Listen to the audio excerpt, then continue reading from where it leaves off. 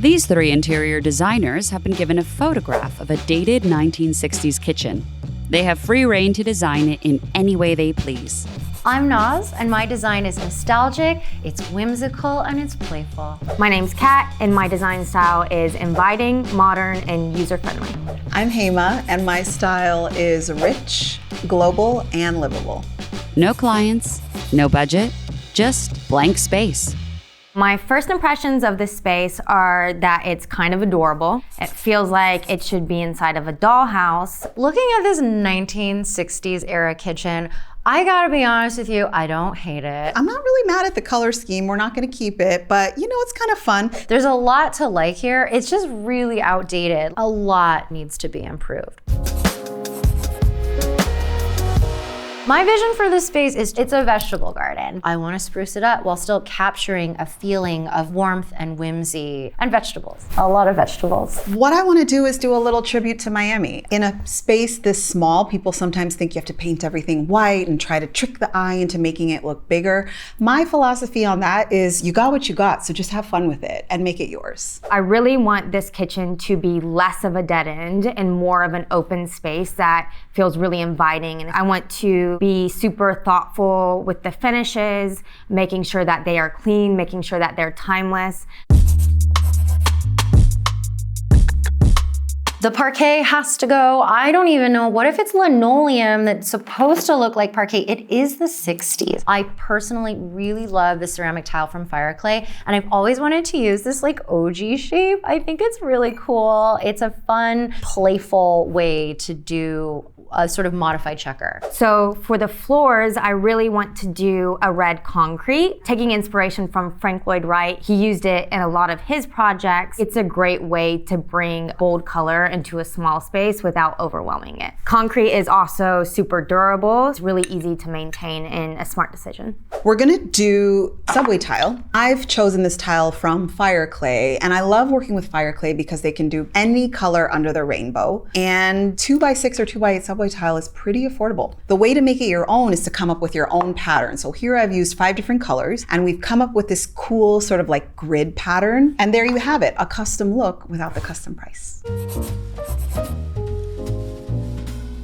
Currently, the kitchen cabinets have these slanted upper cabinets on the left side with this open shelving on the right side. So I kind of want to rethink how the kitchen cabinets are laid out and figure out a way to help the appliances disappear and feel really intentional with the rest of the design. There's a lot to like about these cabinets in the sense that I love holds that you can put your hand into and not using hardware necessarily. Have you ever been like backing up in a tight space that's a kitchen and then you like snag your jeans on the pole, or you're like, ow, and like the back of your hip gets poked by a cabinet knob? So I want to keep the same sort of vision of a no hardware kitchen intact. This wallpaper is not really gonna work in the kitchen. I'm gonna rip it out. I'm gonna rip out these cabinets. But really what we're gonna do to the walls is add this soft pink lime wash. It's a very Miami color. I really wanna give this sort of like textural, soft feel to the walls and kind of evoke like a sunrise. What we've learned over time is that drawers tend to function in kitchens better than doors. I love drawers because that way you can pull them out and see everything, even for pots, rather than opening a cabinet door and having to like squat and reach to the back. We don't know what's going on. So that's what we're gonna do here, is put as many drawers as possible in the bottom. Now, again, we're kind of going with that like Miami, South Florida feel. So I love this yellow by Farrow and Ball. It's called India Yellow. And we're also gonna rip out these upper cabinets because again, they're adding that visual bulk that we kind of don't want. And then so that we don't lose too much cabinet space, we're gonna add countertop to ceiling cabinet on the left side. And then we're gonna keep the fridge where it's at and just make it panel ready so that we have some symmetry here. Then we're gonna do an open shelf all the way around, including across the window. You can still open the window, but I think it would be really fun to sort of utilize that storage space while still getting that natural light. Now the shelf is gonna be tiled in my beautiful, I found this tile from Auto Tiles there in Europe. It's a Zalige, but it's got this adorable sun design on it. It just made me really happy. So I would love to make this space less of a dead end and to also create an indoor-outdoor vibe. So I would love to turn this small window into a window and door to let a lot of light in. I would love to move the fridge to the back left wall and also enclose it in the cabinets. Across from that, we're gonna keep the same oven placement. And for the right side cabinets, I would love to add in some open shelving flanking the hood to kind of make it a bit more airy.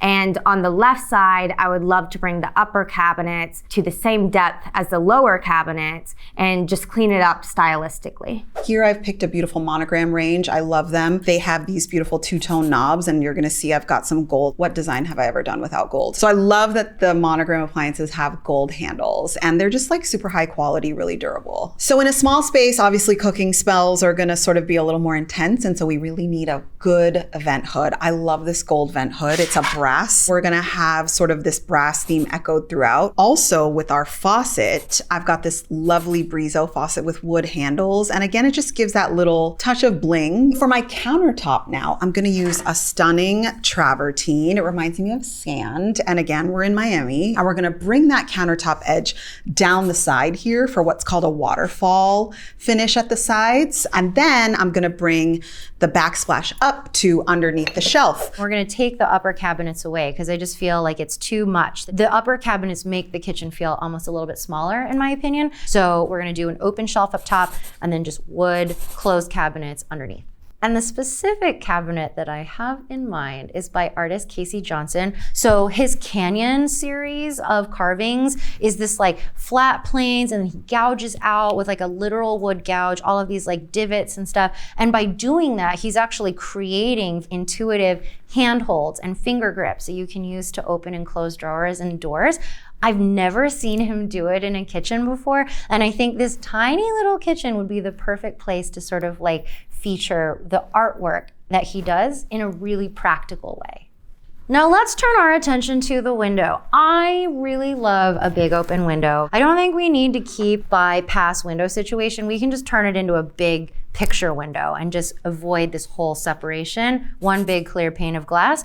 And then I do love the sort of nostalgia and warmth and coziness of having a soft fabric window covering over the window, but not drapes and not the ones that were there. So I just want to do a Roman shade, a sheer white Roman shade in a performance fabric, so you could have it dry cleaned if needed. And then along the bottom of it, Schumacher makes the cutest little like strawberry trim, and there's like little beaded pearls. I just want to run like a little fruit moment in a vegetable garden kitchen, because that's subversive. And I really love Blue Star ranges. They make the most gorgeous, teeny tiny, compact, all gas ranges. And then on the other side, because I want to capture that nostalgia back, I want to do like a big chill fridge and freezer. You can actually choose custom colors and they'll actually powder coat exactly to match. One of the great luxuries of working in smaller functional spaces is you can get a lot of mega luxurious material for not a lot of cash, because you don't need tons and tons and tons of countertop slabs. So I wanna use this green Abbey marble. I think that warm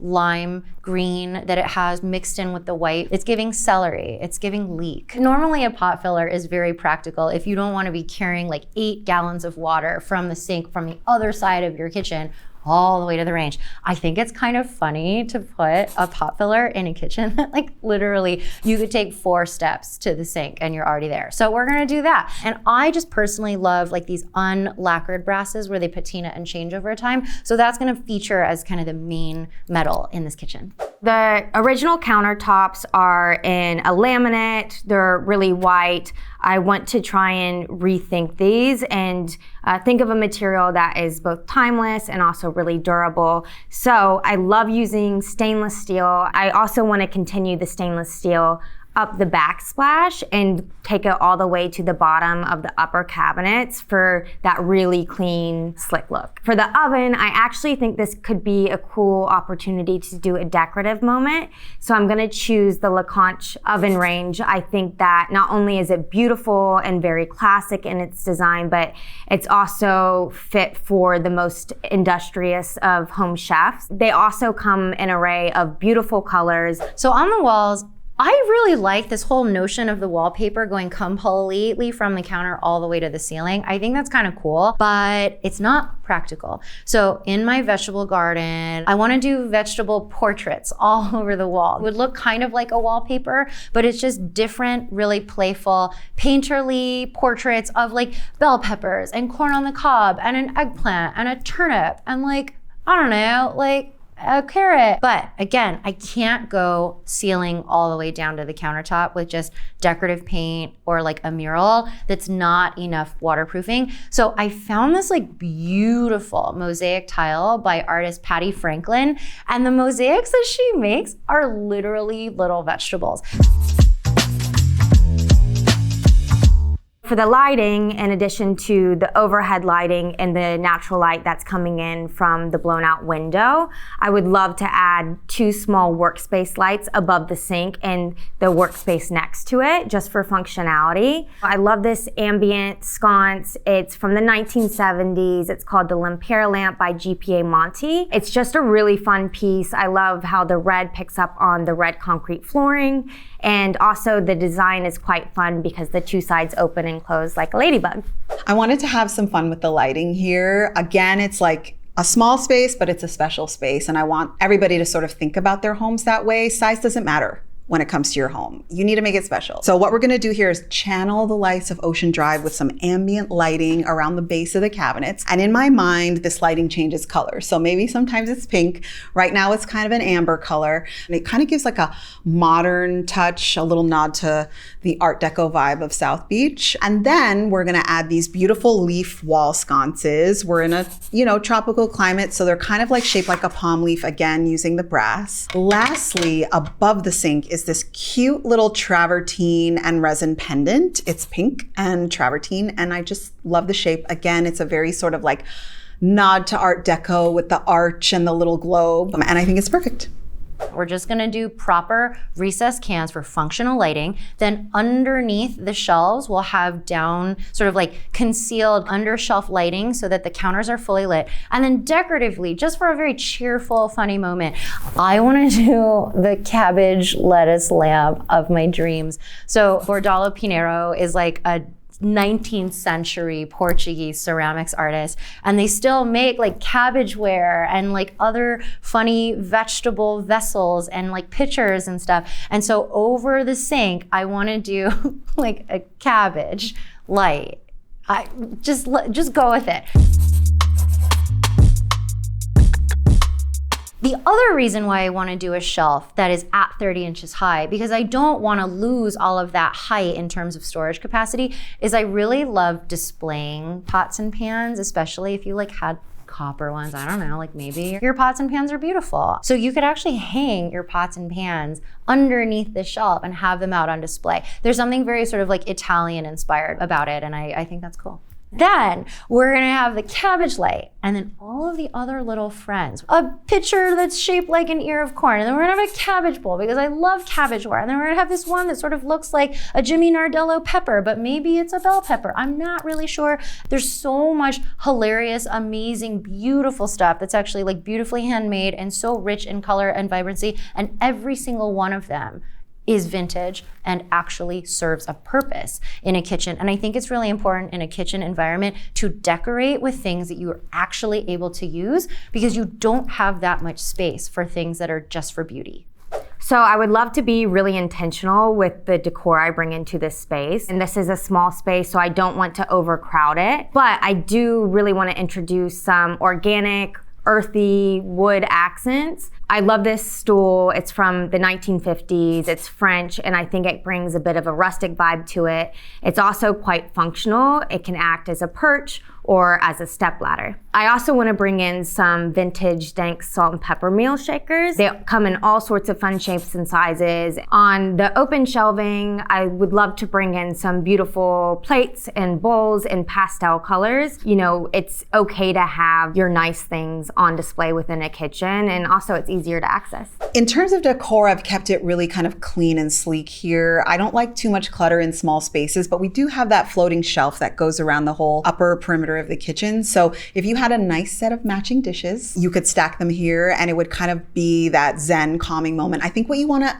avoid in small kitchens is clutter and a lot of visual clutter. It's not a problem to have stuff, but I think one way to cut down on that visual clutter is to pick a color scheme and stick to it. Like this cream vase that I've got in the top left. This vase is actually from my friend Cindy's shop. It's called Ink and Porcelain, and everything she sells is kind of made by female artisans. I love a hanging plant on a floating shelf. I think this one is a pothos, and they're like super easy to take care of, very low maintenance, and it'll just continue to trail and give you like a hint of a jungle feel. Lastly, we kind of have this very zen, sort of Japanese looking plant on the counter. Just again, no visual clutter, and keep your color palette simple when it comes to accessorizing a small space. What I really wanted to do with this kitchen is show you that, you know, the small spaces most of us live with can be special. So my thought here was to recreate a memory. Every time I walk in this kitchen, I feel happy. It's nostalgic, but it's modern, it's functional, and it just makes me feel good. So I encourage you to think that way when you're designing spaces in your home, especially small spaces. They deserve love too. I really love how this kitchen turned out. It feels way more inviting. It feels way more open. And to me, it appears a lot larger than it used to be. I would personally love to cook and to hang out in this space. I also think the design, it could be from the 1970s. It could be a modern home. And I think that, again, is really important to make sure that when you're choosing finishes for a kitchen, that you're really thoughtful with steering away from trends and also putting in materials that are really durable and can handle a lot of high traffic action. My final thoughts on this kitchen are it's very cute and I'm obsessed with it. This is kind of like the tiny, weird kitchen of my dreams, and I want to make eggs in this kitchen, in my vegetable kitchen. Thank you very much.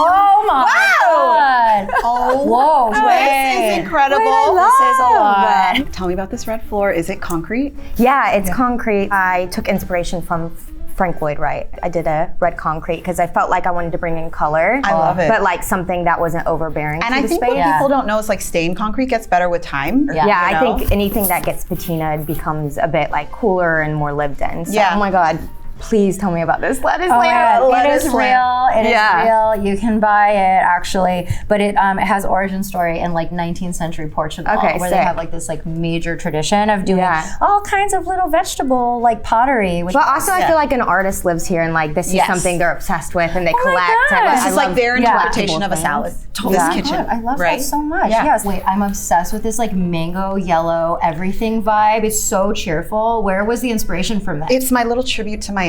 So I went to University of Miami and I had a really ugly kitchen, but it was like kind of the same layout. Okay. And so this is what I would have done had I had money. Oh, yeah. And it's kind of like a sunset, but then there's like Ocean Drive, neon So lights good. happening, Oh, good. you know, like it's Miami sand, I feel sun, like you could party in there neon. for sure. Yes, Oh, it's like yeah. my little party. I imagine the lights coming down and like just those ambient lighting. Yeah. A really fun party. It's so great.